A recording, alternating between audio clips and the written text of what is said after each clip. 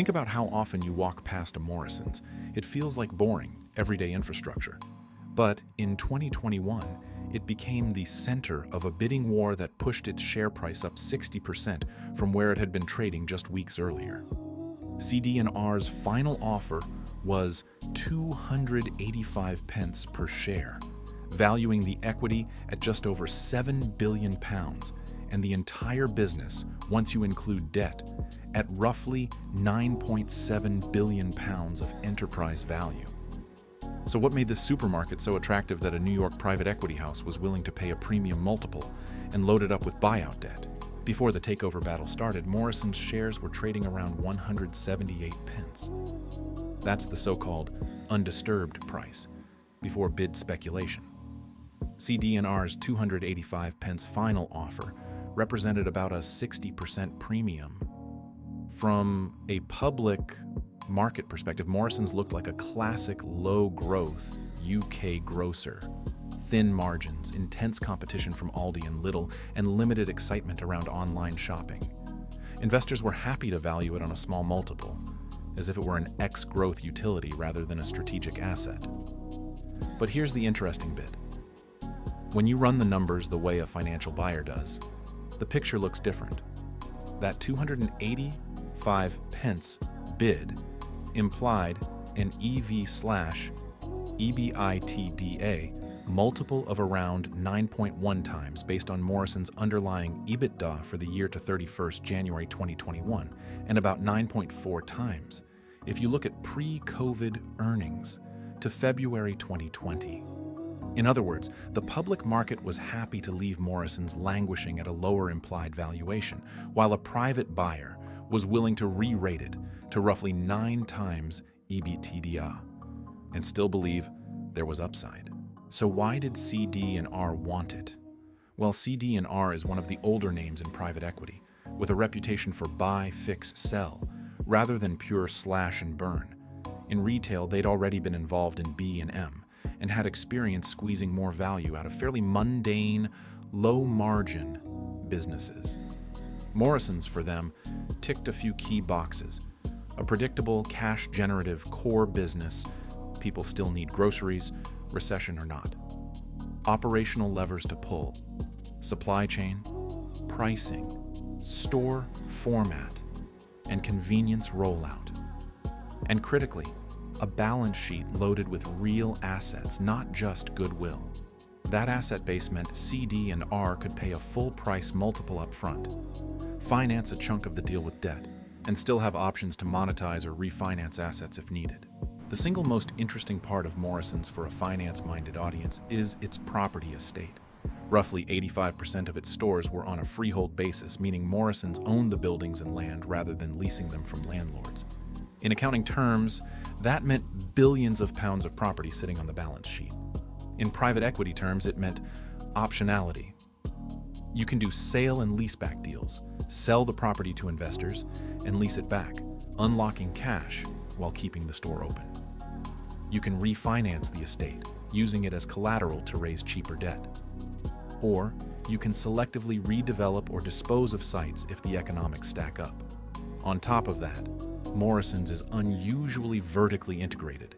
It owns and operates many of its own food production facilities and distribution hubs, rather than outsourcing everything. That gives better control over margins and supply chain risk. The kind of operational foundation that a financial buyer can try to optimize. So, CD&R wasn't just buying a supermarket brand. It was buying a national network of owned real estate and a built-out logistics and manufacturing backbone. To really understand the deal, you need to compare that 9 times EV/EBITDA purchase multiple to what the market was paying for other listed UK grocers. While precise numbers move over time, Tesco has typically traded in the high 7 times to low 8 times range in recent years. Sainsbury's has often sat lower at around 6 times, so CD&R effectively paid a headline premium to Morrisons' pre-bid share price, a higher EBITDA multiple than where public markets were valuing many supermarket peers. The thesis was, The listed market was mispricing Morrisons' assets and cash flows, partly because the story was messy and low glamour. A specialist financial buyer could underwrite a higher multiple and still see a path to attractive returns by improving operations and leveraging the asset base. So, now let's ask how the deal was financed. This is where the private equity story either works beautifully or breaks. The £9.7 billion enterprise value was funded with roughly £3.4 billion of equity from CD&R's funds and around £3.6 billion of new acquisition debt, layered on top of Morrisons' existing borrowings. That means leverage was substantial, several times of EBITDA financed with debt, in a business where operating margins are thin and competition is brutal. The model relies on keeping EBITDA stable or growing, managing costs tightly, and eventually exiting at a similar or better multiple than the 9 times they paid. If those assumptions hold, the equity can earn very attractive returns. If they don't, leverage quickly turns into a problem. So, what changes did CD&R make?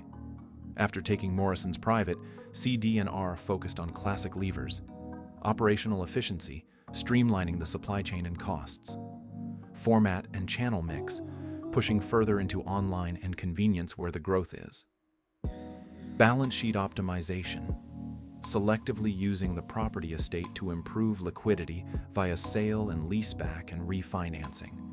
They also brought in heavyweight retail experience.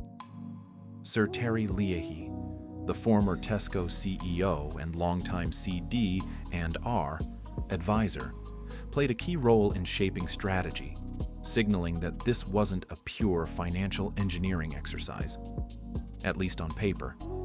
The idea was simple: use private ownership and a longer time horizon to make changes that are harder to execute under the short-term pressure of quarterly reporting. What's happened since? The external environment, however, turned out to be anything but friendly. After the deal closed, Morrisons was hit by the same headwinds as every other UK grocer, but with added leverage on its back. Inflation drove up input and energy costs. Discount rivals like Aldi and Lidl continued to gain share, limiting pricing power. And critically, interest rates rose, making that acquisition debt more expensive to service. Credit rating agencies flagged concerns about Morrisons' leverage profile, given the high debt levels relative to earnings. Margin pressure and higher interest costs squeezed free cash flow, making the buyout maths more challenging in the short term. That said, Morrisons has not collapsed. It has retained a meaningful market share and continued to operate as a national player, supported by its loyal customer base and integrated supply network. For shoppers, the brand still looks like the same supermarket. The changes are more visible on the balance sheet and in the capital structure than in the aisles. The most important question, however, is, was it a good deal? From CD&R's perspective, the thesis was clear. Buy a stable but underappreciated asset. Pay a premium multiple justified by real estate and vertical integration. Lever it up and drive operational improvements out of the spotlight of public markets. From a skeptic's perspective, the risks are equally clear. You've taken a low-margin business in a brutally competitive sector, added a heavy debt load, and hoped that a combination of property monetization and operational tweaks will outrun rising rates and structural discount competition. The final scorecard will depend on 3 numbers that every finance-minded viewer should watch. Profit trend. Does Morrisons grow earnings, or at least defend them, under pressure? Leverage. Can they bring debt down to more comfortable levels? Exit multiple. Can CD&R sell or refinance at around the 9 times multiple they paid, or better? If all 3 go their way, this will look like a textbook private equity deal where public markets mispriced an asset and a specialist investor captured the upside. If not, it will be remembered as another example of financial engineering colliding with real-world grocery economics. So, next time you walk into a Morrisons, remember, you're not just in a supermarket. You're standing inside a leveraged buyout case study. Do you think private equity ownership is good for businesses like this? Or does the combination of debt and asset sales ultimately hollow them out? Let me know in the comments. If you want more deep dives into big deals like this, with the actual numbers behind the headlines, hit like, subscribe, and tell me which transaction you want broken down next.